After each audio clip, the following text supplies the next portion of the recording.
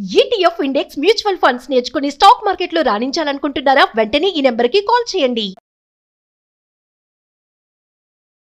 బహుళ చికురభారం బద్ధపించావతంసం చపల చపల నేత్రం చారు బింబాదరోష్టం మధుర మృదులహాసం మందరోదారలీలం మృగయతి నయనం మే ముగ్ధవేషం మురారే. భాగవత కథాసుధ 4వ భాగంలోకి వచ్చాం. అంటే ధనుర్మాసం 4వ రోజు. గోదాదేవి కృష్ణుడి లీలని తన చెల్లులకు చెప్తూ నిద్ర లేపుతూ రంగనాథుడి సేవకు వేళయింది రండి అని పిలుస్తుంది. మనం ఇప్పుడు కృష్ణ సేవలోకి వెళ్దాం. పూతనని తృణావర్తుణ్ణి ఇద్దరిని బాలుని రూపంలో ఉన్న నారాయణమూర్తి సంహరించాడు. ఆ తర్వాత ఏం జరిగిందో చూద్దాం. ఒకరోజు యశోదాదేవి పిల్లవాడికి పాలిచ్చి ఒళ్ళో కూర్చోబెట్టుకుని చూస్తోందట పిల్లాడికేసి. తల్లులు పిల్లల అందాన్ని అలా పరిశీలిస్తారు. నా పిల్లడి కళ్ళు అచ్చు నాలాంటివే, వీడి ముక్కు వాళ్ళ నాన్నది, ఆ మూతి నాయనమ్మదో మేనత్తో ఇలా ఆలోచిస్తూ పిల్లల్ని కన్ను ముక్కు జుట్టు సవరిస్తూ చూసుకుంటూ ఉంటే అని ఆవలించాట చంటివాడు. ఈ నోరు తెరిచిన పిల్లాడికి ఆ లోపంలో నోట్లో ఆకాశము, నక్షత్రాలు, సూర్యుడు, చంద్రుడు, భూమి, సముద్రాలు, పర్వతాలు, నదులు, చరాచర సమస్త సృష్టి కనిపించిందట. ఆమె వణికిపోయింది. ఏమిటి పిల్లాడెంత, వాడి నోరెంత, అది ఏం కనపడుతుందో, ఆ కనపడేది ఏమిటో తెలియలేదు. కళ్ళు మూసుకుందట భయమేసి. భయపడుతూనే కళ్ళు తెరిచి చూస్తే ఏమీ లేదు. ఆవలించిన పిల్లాడు కళ్ళు మూసుకుని నిద్రపోతున్నాడు. ఈవిడ అనుకుంది, ఒక్క క్షణంలో భగవంతుడి అనుగ్రహం ఆమె మీద ఉన్న విష్ణుమాయ తొలగిపోయింది. అబ్బే, ఆ తొలగిపోవటం వల్ల ఆవిడకి అది కనపడింది. ఎప్పుడైతే ఈ కంగారు పడిందో మళ్ళీ ఆమెని మాయలోకి లాగేశాడు భగవంతుడు. నా పిల్లాడే, ఏమిటో నాకు అట్లా ఉండుండి అలా అనిపిస్తూ ఉంటుంది, అంతా నా భ్రమ అని అనుకుని సర్దుకుంది. తను నా పిల్లాడే, ఇదేవి నేను చూసింది ఏది నిజం కాదు, ఏదో భ్రమలో చూశాను, ఊరికే నాకే కన్ను కలిగింది అని అనుకుని సర్దేసుకుంది. తర్వాత ఏమైందట, కొద్ది రోజుల్లో గర్గుడు అనే మహాతపస్వి యాదవ వంశాలకి పురోహితుడు. అయితే ఈ గర్గ ఋషి వీళ్ళని చూడ్డానికి వచ్చాడు. వచ్చేసరికల్లా ఈయన నందుడు పరమానంద భరితుడే, ఆయన కూర్చోండి అని కూర్చోబెట్టుకున్నాడు. ఆయన చాలా పూజించాడు. భార్య పిల్లవాడు అందరితోటి ఆయన సేవించాడు. రోహిణీదేవిని తీసుకొచ్చి, మహర్షి, మీ వంటి వాళ్ళు మమ్మల్ని తరింపజేయడానికి మా ఇళ్ళకు వస్తారు, మీకు ఏ సేవ చేయమంటే అది చేస్తానన్నాడు. తర్వాత ఎలాగో మీరు వచ్చారు కాబట్టి మా యందు అపారమైన దయతోటి నా కుమారుడికి మా ఇంట్లోనే ఉంటున్నటువంటి వసుదేవుని కుమారుడు ఇద్దరికి నామకరణం చేసి ఆశీర్వదించండి అని అడిగాడు. ఈ గర్గుడు నవ్వాడట ఆయన. అయితే గర్గ సంహిత అని ఒక పుస్తకం ఉందండి, అందులో కూడా కృష్ణ గాథలు ఉన్నాయి. గర్గుల వారే రాసినవి కొన్ని కథలు. ఈసారి ఎప్పుడైనా వీలు వెంబడి చెప్పుకుందాం. అయితే ఈయన ఏమన్నాడంటే, నందా, నేను యాదవుల పురోహితుడని అందరికీ తెలుసు. నేను ఇక్కడికి వచ్చిన సంగతి నేను దాద్దామన్నా దాగదు. తర్వాత యాదవుల నివాసాలకి నేను ఎప్పుడు వెళ్తాను, అది నా కర్తవ్యం, ఏంటి వంశానికి పురోహితుడు కాబట్టి పెద్ద పట్టించుకోరు. కానీ ఇక్కడ నేను వేసే ప్రతి అడుగు, నేను చేసే ప్రతి పని కంసుడికి సమాచారం వెళ్తుంది. ఎవరెవరి ఇళ్లలో నేను ఎక్కువసేపు ఉన్నాను, ఎవరి పిల్లవాడిని నేను ఎంత పరిశీలించాను, ఎవరికి ఏ ధర్మకార్యాలు చెప్పాను అన్నీ తెలుస్తాయి. అప్పుడు అతను, ఎందుకంటే ఇతని తాలూకు గూఢచారులు అనేక రూపాలతో రాజ్యమంతా విస్తరించి ఉన్నారు. దేవకీదేవి 8వ గర్భంగా మగపిల్లాడే పుట్టాడని, ఆ పిల్లాడు ఎక్కడో రహస్యంగా పెరుగుతున్నాడని, అప్పుడు కనపడిన ఆడపిల్ల ఉందే అదేదో దైవ మాయ అని చాలా మంది అనుకుంటున్నారు. ఏముంది, నలుగురు 4 రకాలుగా మాట్లాడుకుంటారు. ఆ మాటలు కంసుడి వరకు చేరాయి. వాడు నమ్ముతున్నాడు కూడా. అది దైవమాయ, పిల్లాన్ని ఎక్కడో దాచేశారు విష్ణువు, లేదా దేవతలే దాచేశారు, వాళ్ళు నా శత్రువులని భావిస్తున్నాడు. నేను ఇక్కడికి వచ్చి నలుగురితో పాటు నిన్ను పలకరించి వెళ్ళానని అనుకున్నాడు అనుకో, అది నీకు క్షేమం, నీ పిల్లలకి క్షేమం. అలా కాకుండా నేను పనిమా అలా మీ ఇంటికి వచ్చి మీ ఇంట్లో ఉన్న పిల్లలకి, నేను నీ పిల్లలకే పోని ఏదేదో జాతకర్మాలు చేశానన్నా అని ఆయన తెలిసిందో, ఆ దుర్మార్గుడు ఈ పిల్లల్ని బతకనివ్వడు. ఇప్పటికి చాలామంది పసిబాలుని పొట్టన పెట్టుకున్నాడు. ఈ ఆలోచన మానేసేయమన్నాడు. అనేసరికల్లా ఈ నందుడు ఒప్పుకోలే. అయ్యా, ఎంత మాట, నేను ఎవ్వరికీ చెప్పను, అసలు బయటికి రానివ్వను, అట్టహాసంగా చెయ్యను. నీ అంతటి మహానుభావుడు మా పిల్లలకి పేరు పెట్టడమే మాకు గొప్ప నాయన, ఎవ్వరికీ చెప్పం, నేను నా భార్య అంతే. మూడో మనిషికి, మూడో కంటికి తెలియనివ్వం. ఇప్పుడు రోహిణీదేవి ఉంది కాబట్టి ఆవిడదే మూడో కన్ను, 4వ కన్ను ఇక లేనే లేదని బతిమలాడాడు. నేను స్వయంగా ఏర్పరచుకుంటాను, నా గోశాలలో, ఇంట్లో కూడా చెయ్యొద్దు, గోశాలలోకి వచ్చి పిల్లలకి పేర్లు పెట్టండి అని బతిమలాడాడు. సరే, ఆయన ఒప్పుకున్నాడు. నందుని గోశాలలో ఎవ్వరికీ తెలియకుండా రహస్యంగా శాస్త్రోక్త విధానంగానే నామకరణాది సంస్కారాలు చేసేశారట. పిల్లలకి పేర్లు పెట్టాలి, నామకరణానికి బోల్డంత మంత్రం అవన్నీ ఉంటాయి. పిల్లల్ని తేనె, పెరుగు, పాలు, పెరుగు, తేనె కలిపి ఇస్తారు. ఏవో చిన్న చిన్న మంత్రాలు, పూజలు, విధానాలు నడుస్తాయి. అన్నీ ఆయన స్వయంగా చేశాడు. పేరు పెట్టే సమయానికి ఏం చెప్పాడంటే, ఆ బాలుడు ఎవరు, తను పేరు పెట్టబోతున్నటువంటి చంటివాడు ఎవరు అనేది ఆయనకి తెలుసు. ఆ రహస్యం నందుడికి చెప్పకుండా, ఆయన భార్యకు అసలు అర్థం కాకుండా నిజమే చెప్పాడు. ఆయన ఏం చెప్పాడు, బాలుళ్ళకి పేరు, రోహిణీపుత్రుడు తన మంచి గుణాలతో మిత్రులందరికీ ఆనందాన్ని కలిగిస్తాడు, అందుకని ఇతన్ని రాముడందాం. ఇతనికి మానవాతీతమైన బలం ఉంది. ఎందుకంటే 1000 పడగల ఆదిశేషువే అతని రూపంలో జన్మించాడు. ఎంత బలం, భూభారం వహించగలిగిన వాడు. అంచేత ఇతను బలుడని, బలరాముడని చెప్పబడతాడు. ఇతను సంకర్షణుడు, అంటే దేవకీదేవి గర్భం నుంచి ఈమె గర్భంలోకి ప్రవేశపెట్టబడ్డాడు కాబట్టి సంకర్షణుడని. అదే కాకుండా ఇతను యాదవులలో ఐకమత్యాన్ని కలిగిస్తాడు. ఎందుకంటే కంసుని భయంతో యాదవులందరూ తలా ఒక దారి పట్టారు. వాళ్ళందరినీ మళ్ళీ ఒక దారికి లాక్కొచ్చాడనమాట. సంకర్షణుడు అంటే ఆకర్షించేవాడు, దగ్గరికి లాగేవాడు అని. కాబట్టి ఈ రకంగా ఈ పిల్లవాడికి సంకర్షణుడని నామధేయం బాగుంటుంది నాయన అని చెప్పాడు. ఇక నీ కొడుకు ఉన్నాడే, నల్లగా ఉన్నాడు కదా, అందుకని ఇతను కృష్ణుడు అనే పేరుతో ప్రసిద్ధుడవుతాడు. అయితే పూర్వజన్మలో వసుదేవునికి ఇతను పుత్రుడై పుట్టాడు. పూర్వజన్మల్లో వసుదేవుడు ఈ రూపంలో లేడు, ఏదో రూపంలో ఉన్నాడు. ఈ పిల్లవాడు కూడా దానికి తగిన రూపంలోనే అక్కడ జన్మించాడు.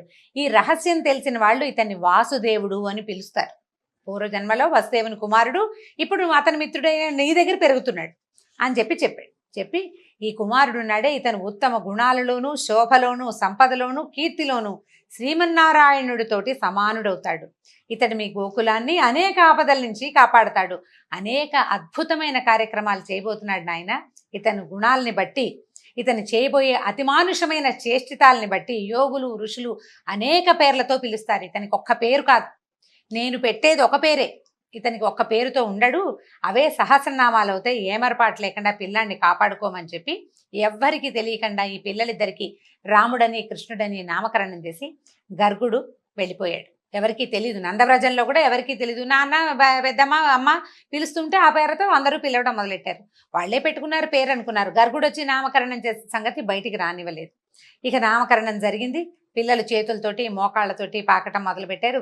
తల్లులు చక్కగా స్నానాలు చేయించి చంద్రం గిందరం రాసి బాగా చేస్తే, పౌడర్లు రాసి కూర్చోబెడితే ఇద్దరు పోయి బురదలోకి వెళ్ళి దుమ్ములో ఆడుకుంటూ ఆనందించేవాళ్ళు. పిల్లలకి మట్టి అంటే మహా ఇష్టం. అందులో రాముడు, కృష్ణుడు కూడా దానికి ఏమీ ఇది కాదనమాట. అక్కడ వాళ్ళకేం తగ్గరు, వాళ్ళు కూడా అందులోనే ఉంటారు. పాక్కుంటూ పక్క ఇళ్ళ వైపుకి వెళ్ళటం. కొంచెం నడకొచ్చాక ఈ కాళ్ళకి మువ్వలు, పట్టీలున్న గజ్జలు అవి కడితే మొలనూలు, వాటితోటి చిన్న చిన్నగా గల్లు గల్లుమని సందడి చేసుకుంటూ పక్క వాళ్ళ ఇళ్లల్లోకి, పొరుగు ఇళ్ల వరకు వెళ్ళేవాళ్ళు. పాకుతూ ఉండేవాళ్ళు. పాకి వెళ్ళటం, ఒక అడుగు 2 అడుగులు వేయటం. పాకటం స్పీడ్గా వస్తుంది, నడక నిదానంగా వస్తుంది కదా. ఈ కొత్త వాళ్ళు ఎవరైనా కనపడంగానే భయపడినట్టుగా తలంటే బాల్య చేష్టలే. ఈ దేవతాంశతోటి పుట్టిన వాళ్ళనే భావం కలిగించే వాళ్లే కాదు. పిల్లవాడు బహుసుందరమైన వాడు, ఒకడు తెల్లనివాడు, ఒకడు నల్లనివాడు. పాకటము, పరిగెత్తటము, నడవటము, ఎవరినైనా కొత్త వాళ్ళని చూడంగానే బెంగగా మొహం పెట్టి అమ్మ కోసం వెతుక్కోవటము. దాంతో తల్లులకి పరమానందంగా ఉంటుంది. ఎవరైనా వచ్చినప్పుడు వాళ్ళ దగ్గరికి వెళ్ళకుండా తల్లి దగ్గరికి వస్తే తల్లికి ఎంత పొసెసివ్నెస్ అనమాట, మహాద్భుతమైన ఆనందం కలుగుతుంది. కొత్త వాళ్ళ దగ్గరికి మా పిల్లాడు వెళ్ళడని వాళ్ళ పిల్లాడిని వాళ్ళే ఎత్తుకుంటారు, మోయడం కష్టమైనా సరే. ఇలాంటి ప్రతి చిన్న ఆనందాన్ని ఆ తల్లులకి సమకూర్చారు దేవదేవులు ఇద్దరూ కలిసి. అక్కడి నుంచి కాస్త నడక బాగా వచ్చాక ఇక అల్లరి ప్రారంభం. ఈ లేగదూడలు దొరికితే వాటి తోకలు పుచ్చుకుని వాటి వెనకాల పరిగెత్తడం. అక్కడి నుంచి ఈ వయసున్న పిల్లలే 5-6 వచ్చేవాళ్ళు చుట్టుపక్కల. ఏ ఇంట్లో అయినా ఇల్లాలు పనిలో ఉంటే ఎవరిల్లైనా ఒకటే, ఇంట్లోకి వెళ్ళిపోవటం, పెరుగు వెన్న దాచే కుండల్లోకి చేతులు పెట్టడం, చిన్న పొన్న చిటిపుట్టి చేతులతోటి వెన్న తీసుకుని తినటం. తిన్నంత తిని బయట కోతులు తిరుగుతుంటే వాటికి కూడా పెడుతుండేవాళ్ళట. ఈ గోప స్త్రీలు, బాబు పిల్లాడు ఎంతసేపు అల్లరి, వాళ్ళని వీళ్ళని ఈ గుంపునంతా వేసుకుని ఇంట్లోకి వస్తున్నాడు, రాజుగారి అబ్బాయి గట్టిగా ఏమీ అనడానికి వీల్లేదు. అందుకని ఏం చేసేవాళ్ళు, వీళ్ళు కింద పెట్టడం అనేది ఉట్లో పెట్టేవాళ్ళట. ఉట్టులో పెడితే ఓ చిన్న పీటో రోలో మోసుకొచ్చి దాని మీద పెట్టైనా కుండలు అందుకునేవాళ్ళు. వాళ్ళ ఇంట్లో పీట రోలు లేదనుకోండి, ఓ కుర్రాన్ని నుంచోబెట్టి వాడి భుజాల మీదకి ఎక్కి వాడి భుజం మీద నుంచి అయినా వెన అందుకునే ప్రయత్నం చేసేవాళ్ళు. ఇక ఎంత అల్లరో, ఎంత కాపు కాసి పట్టుకున్న భువనమోహనమైన నవ్వటం, కొంటెగా కళ్ళార్పటం. ఆ నవ్వుకి వాళ్ళు లొంగిపోయి, ఇలా ఏమంటాం, చిన్నపిల్లాడు, లేక పుట్టిన రాచవారి బిడ్డ, దాంతో వదిలిపెట్టేసేవాళ్ళు. ఒకవేళ ఏదైనా గట్టిగా వీళ్ళు చెప్పబోయారా, ఏడుపు మూతి పెట్టుకుంటాడు, వాళ్ళ అమ్మదేవ ఒళ్ళో చేరిపోతాడు. ఆవిడ ఏమంటుంది, అయ్యో మా పిల్లాడు అసలు ఇంకా పాలే వదలలేదమ్మా, నా దగ్గరే పడుకుంటాడు, నాతోటే ఉంటాడు, అసలు బయటికే వెళ్ళాడు మా పిల్లాడు, కాసేపట్ల గుమ్మల్లో అంతే, నేను పని వేళ ఉన్నప్పుడు తప్పిస్తే అసలు పక్కిళ్ళకి రావటం ఏమిటి అని పోటాడేది ఆవిడ. ఊరుకునేది కాదు. మా అబ్బాయి ఎందుకు చేస్తాడు, పైగా చుట్టుపక్కల పిల్లలంతా మా పిల్లాడిని తీసుకెళ్తారు, వీడు చిన్న పిల్లాడు అందరికంటే, వాడికేమొచ్చు, వాడికేం ఎక్కడం రాదు, ఏమి రాదు, వెన్నేం తింటాడు, ఇంకా పాలు మానని పిల్లాడు అని వెన్న తింటాడా అని రివర్స్ అయ్యి పోట్లాడేది అనమాట. ఏ పని చేసుకున్నా సరే ఎంతసేపు ఇదే గోల. సరే వాళ్ళంతా ఏమనుకున్నారు, ఇలా కాదు మనం ఒక అన్నేసి ఉంచాలి, సరిగ్గా వెన్న ముట్టుకోగానే ఆ వెన్న చేత్తోటే పట్టుకెళ్ళి చూపిద్దాం, వీడు వెన్న తింటాడని తల్లి అసలు నమ్మదు. తల్లిపాలు మానని వాడు వెన్న ఎందుకు తింటాడు, వెన్నకి మజ్జిగ రుచి ఉంటుంది. పాల రుచి అలవాటు ఉన్న పిల్లాడు మజ్జిగ ఎందుకు తింటాడు, మజ్జిగ రుచితో ఉన్న వెన్నని అని ఆవిడ ఒప్పుకునేది కాదు. ఇక ఏమరపాటు లేకుండా బాగా కాపలా కాసారు. ఓ రోజు పట్టుకునేసరికల్లా వాళ్ళ ఇంటికి వెళ్తే ప్రతి ఇంట్లోనూ ఓ కృష్ణుడు పట్టుబడ్డాట. ఒక ఆవిడ దొరికాడు మాకని ఆవిడ పక్కింటి ఆవిడ ఇద్దరు కలిసి వాళ్ళ ఇంట్లో కృష్ణుడిని పట్టుకున్నారు. ఈ పట్టుకున్న కృష్ణుడిని యశోద దగ్గరికి తీసుకెళ్తోంది ఆవిడ. మా ఇంట్లో దొరికాడు మీ పిల్లాడని. తీరా చూస్తే పక్కింట్లోంచి ఓ కృష్ణుడు, ఆ పక్కింట్లోంచి ఇంకో కృష్ణుడు, ఇట్లా ఇంటికి ఒక్కొక్క కృష్ణుడు చొప్పున రావడం మొదలుపెట్టాడు. దాంతో ఇదేమి వింత అంటే తమ చేతుల్లో ఉన్న కృష్ణుడు కూడా అంతలోనే మాయమైపోయాడు. అంతా సర్వం విష్ణుమాయే. వీళ్ళంతా యశోదాదేవి గుమ్మం దగ్గరికి వెళ్తే, ఏమిటమ్మా పొద్దున్నే పనిమాలే వచ్చారు అంటుంది ఆవిడ. చూపించడానికి చేతిలో పిల్లాడేడి, విష్ణుమాయకి లొంగిపోయారనమాట వీళ్ళు. తర్వాత ఇలా జరుగుతూ ఉండేది ప్రతి వాళ్ళకి. ఆ పిల్లవాడు మన ఇంటికి రావాలనే ఉండేది. వాడిని ఎంత భరించలేరో అంత కావాలి, ఎంత భరించలేరో అంత చూడకుండా ఉండలేని స్థితిలోకి వచ్చేసింది. మొత్తంగా నందవ్రజం అంతా ప్రతి ఇంట్లోనూ కృష్ణుడు కంట పడకపోతే తోచని క్షణాలు వచ్చేసినాయి వాళ్ళకి. ఏమయ్యాడు, ఫలానా చోట ఉన్నాడు అంటే సిమితం, వాడు ఎక్కడున్నాడో తెలియలేదా అంటే భయం అనమాట. పిల్లాడు ఏమైపోయాడని అందరూ తల్లితో పాటు మిగిలిన ఇలా అమ్మాయిలు కూడా వెతుక్కుంటూ పోయేవాళ్ళు కృష్ణుడి కోసం. అయితే ఒకసారి ఏమైందట, గోపబాలురంతా ఆడుకుంటున్నారు. బలరాముడు మళ్ళీ కొందరు వచ్చి పరిగెత్తుకుంటూ వచ్చి, అమ్మ ఇంకేముంది, కృష్ణుడు మన్ని తినేస్తున్నాడు, గుప్పెళ్ళు ఎత్తి నోట్లో పోసుకుంటాడమ్మా మట్టి అనేసరికల్లా గభాలను పరిగెత్తుకుంటూ వెళ్ళింది ఆవిడ. పరిగెత్తుకు వెళ్ళటం ఏమిటి, టక్కిని చేయి పట్టుకుంది. భయంగా చూశాడు. ఏమిటి నువ్వు మట్టు తింటున్నావా అని కేకలేసింది. కేకలేసరికల్లా నేనెందుకు తింటాను మట్టి, అయినా నేనేమిటి, ఈ బ్రహ్మాండం అంతా నాలోనే ఉందని మనకు చెప్తున్నాడు అనమాట. నా మాట నమ్మకపోతే ఎదురుకుండా ఇప్పుడు వాళ్ళు అబద్ధం చెప్తున్నారు, ఆడుకుంటుంటే ఓర్చుకోలేక అన్నయ్య అందరూ అబద్ధం చెప్తున్నారు, నా నోరు చూడు కావాలంటే నువ్వని చెప్పేసి నోరు తెరిచి చూపించాడు. నోట్లో చూడొద్దు, నోట్లో ఏముందో, పిల్లలు నోట్లో ఏదైనా పెట్టుకుంటే నోరు తెరిచి చూపించారు. నోరు తెరువంటే ఇక ససేమిరా నోట్లో ఉన్నది మింగేసేదాకా మన కంటికే కనపడదు. ఈయన మాత్రం నోరు తెరిచి వాళ్ళ అమ్మకి చూపించబోయాడు. ఈ నోరు తెరిచేసరికల్లా ఎట్లా ఉంది, నోటిలో ఆకాశము, నక్షత్ర మండలము, చంద్రుడు, దిక్కులు, ఇంద్రాది దేవతలు, బ్రహ్మ, తత్వరజస్తమో గుణాలు, పంచ తన్మాత్రలు, భూగోళాన్ని, దాని చుట్టూతా ఉండే వాయుగోళం, 14 లోకాలు సముద్రాలతో సహా నోట్లో కనపడుతోంది. ఆవిడ నిర్ఘాంతపోయింది. పైగా ఆ చూస్తున్న ఆవిడకి తన నందవ్రజము, గోకులము, అందులో ఉన్న గోపస్త్రీలు, గోవులు, గోపాలురు అందరూ, ఆఖరికి బలరాముడు తను కూడా ఆ నోట్లోనే కనపడుతున్నారు. ఆ నోరు తెచ్చుకుని చూస్తూ ఉండిపోయింది. క్షణంలో ఆవిడకి ఏమైంది, కలయో వైష్ణవమాయో అంటారు పోతన గారు. ఇదేమిటి, వీడు నోరెంత, చంటి పిల్లవాడు 4-5 ఏళ్లవాడు, వాడి ముఖం ఎంత, అందులో నోరెంత, ఆ నోట్లో ఈ అజాండమంతా కనిపించడం ఏంటి, ప్రపంచమంతా అని నిర్ఘాంతపోయింది. అసలు నేను యశోదాదేవిని కానా, వీడు నా కొడుకు కాదా, ఏమిటి ఇదేని ఎంత అయిపోయిందో, కలయో వైష్ణవమాయ ఉంది, ఇదేమిటి. ఆవిడికి విష్ణుమాయ మీద అవగాహన ఉంది కొంత, ఈ కనపడుతున్న బ్రహ్మాండాన్ని దాన్ని నిశ్చయించలేకపోయిందనమాట. ఒక్క క్షణం ఆవిడకి బుద్ధికి తెలిసిపోయిందనమాట. ఈ ఏదైనా సరే విశ్వాత్మకుడైన శ్రీహరి యొక్క విశ్వరూపాన్ని స్పష్టంగా తెలుసుకోగలిగాను. ఈ పిల్లాడికి ఏదైనా జన్మతోటే యోగసిద్ధి ఉండుండొచ్చు. వాడు పాలు దాగి ఒక రాక్షసుని చంపేశాడు, కాలుతో తన్ని ఒక బండిని పడగొట్టాడు, గాలితో పైకి వెళ్ళి గాలితోటి కిందకు వచ్చేసాడు. అంటే ఈ పిల్లవాడి యోగ సిద్ధి ఉంది, వీడే విష్ణువేమోనని అనిపించటం లేదు ఇంకా ఆవిడికి. కానీ విశ్వాత్మని తను చూడగలిగానని మాత్రం అర్థమైంది. ఈ పిల్లాడు నా పుత్రుడని, వీడు నా నందుడు నా భర్తని, గోకులానికి ప్రభువని, నేను రాణిని, నేను ఎంతో భ్రమలో ఉన్నాను, కానీ ఈ ప్రపంచమంతా పరమాత్మేనని, అదంతా ఆయిందేనని నేను తెలుసుకోలేకపోయానే అని ఆవిడ అసలు ఒక్క క్షణం ఆమెకేమీ అర్థం కాలేదు. ఎంత అత్యద్భుతమైన పద్యం రాశారో, మామూలు పద్యం కాదండి అసలు. ఆ పద్యం చదువుతున్నప్పుడల్లా ఎంత ఎక్సైటింగ్గా ఉంటుందంటే రోమాంచితంగా ఉంటుంది. విందాం చూడండి. కలయో వైష్ణవమాయయో ఇతర సంకల్పార్థమో సత్యమో తలపన్ నేరకయున్నదాననో యశోదాదేవిగానో పరస్థలమో బాలకుడెంత ఈతని ముఖస్థం వై అజాండంబు ప్రజ్వలమయుండుటకేమి హేతువో మహాశ్చర్యంబు చింతింపగన్ అని ఆశ్చర్యపోతుంది. ఏమిటిది అని ఆశ్చర్యపోయి క్షణంలో ఆమెకి పరమార్థ జ్ఞానం కలిగించేశాడు తల్లికి. అంతవరకు పరమాత్మ అనుకుని ఎవరికి దండం పెట్టిందో ఒక్క క్షణంలో కన్ను మలిపేసరికల్లా తన పసిపిల్లవాడు ఆవిడ కనపడ్డాడు. ఈ బుద్ధి తెలిసిపోయింది ఆవిడికి. ఎప్పుడైతే ఈ భగవంత జ్ఞానం ఇది నేను ఇది గాను అది ఇది ఇది ఇది అని అనుకున్న తర్వాత కన్ను మూతబడి లేచేసరికల్లా ఒక్క రెప్ప పాటులో ఆమెకు పరమార్థ జ్ఞానం కలిగి మరల విష్ణుమాయ కమ్మేసింది. తన చిన్న కొడుకు నోరు తెరిచి ఆ అని చూపిస్తున్న చిన్నవాడే కనిపించాడు ఆవిడికి. తల్లి ప్రేమ తప్పిస్తే ఇంకేం లేదు. పిల్లాడిని కావలించుకుంది. నా పిల్లాడు మట్టి తినలేదమ్మా, బంగారు కొండ, వీడు అలాంటి పనులు చేయడు, అందరు పిల్లలు నా పిల్లాడి మీద ఏవో ఒకటి కొండాలు చెప్తున్నారు, ఆ పెద్దాళ్ళు అంతే పిల్లలు అంతే అని అందరినీ వాళ్ళని అనుకుని ఆ పిల్లాడిని ఎత్తుకుని కావలించుకుంది. నా పిల్లాడు మంచివాడు, బుద్ధిమంతుడు, బంగారు కొండ అని చక్కగా ఎత్తుకుని ఇంట్లోకి తీసుకుపోయిందట. అయితే ఈయన అడుగుతున్నారు పరీక్షణ్ మహారాజు, ఈమెకి ఇంత అదృష్టం ఎలా కలిగింది? ఏం చేసింది ఈవిడ కనలేదు. ఈ పిల్లాడిని కన్నది దేవకీదేవి. ఆవిడకి చెప్పాడు, 3 జన్మలు నువ్వు అడిగిన వారం ప్రకారం నువ్వు 3 సార్లు నీకు జన్మించానని నారాయణమూర్తి స్వయంగా సెలవిచ్చాడు. యశోదాదేవి ఏ పుణ్యం చేసి భగవంతుడికి పాలిచ్చి పెంచి తల్లి బిడ్డకి అంత అపురూపమైన మాతా శిశువుల మధ్యలో ఉండవలసిన ఆ అపురూపమైన ఆనందాన్ని ఆమెకి ఎందుకు దొరికిచ్చాడు? ఏం చేసింది ఆవిడ అని అడిగితే శుకులు చెప్తున్నారు, నందుడు పూర్వజన్మలో ద్రోణుడనే వసువులలో బహుశ్రేష్ఠుడట. అంటే ఒక దేవత అనమాట.